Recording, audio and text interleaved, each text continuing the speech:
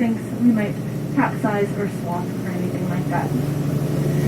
But there are some boats that we're not so courteous to, and those are sister vessels. So boats that look just like the one you're on right now, of course with a less talented crew on board. We drag towards them, and then we will show each other our port or left side of the boat, and then we will hop over each other's wake. It is a bit of a bump and a splash, so I'll let you know when it's about to happen. You can bring any cameras or cell phones inside from the windows. We have quite the collection of Apple and Android products down there. Because sadly we cannot retrieve them for you, so best to just bring those back inside. It is nothing to be worried about though, I stay standing the whole time. Now that we're at full speed, is the volume still okay for everyone? Awesome, let me know if it needs to go up at all. And feel free to open and close the window at any time. Just make sure you check behind you that the person back there is still smiling every so often. You can also make use of the back deck throughout our cruise, except when we're docking, I will call you back in.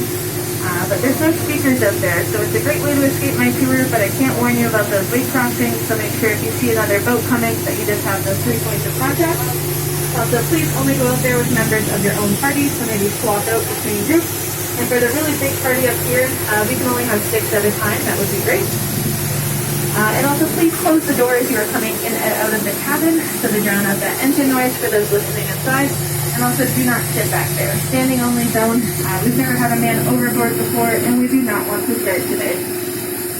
Now that's all I have for safety. Everyone feeling safe? Yeah? Awesome. Yeah. Now this is a tour for you guys, so I do this quite a bit, so I'd like to cater it to what you want to know. So if you have any questions or curiosities at any point, please feel free to raise your hand, call my name, get my attention in some way, and I will be happy to answer those for you. So that being said, does anyone have any questions to start us off? No? Kind of when everyone avoids eye contact, looks out the window. Alright, no worries. I am a professional. I have come prepared. So I'll give you guys a bit of Moline Lake 101, get you familiar with the body of water you are cruising on. So we are classified as a finger lake. So we are very long and very narrow, and that's because we were formed from a river. So just over here on the left-hand side, you'll see a big grassy boulder here, and then 2 parallel slabs of rock just above it. So those 2 parallel slabs of rock, we call that Sinking Ship Bridge. In no way is it a foreshadow of what's going to happen today. But that's just what we call that mountain. It kind of looks like a cruise liner going into the ridge line there. And that big grassy boulder in front of it once actually used to be the peak of Sinking Ship Bridge. So that is evidence of the second largest rock slide to happen in Canadian Rockies history.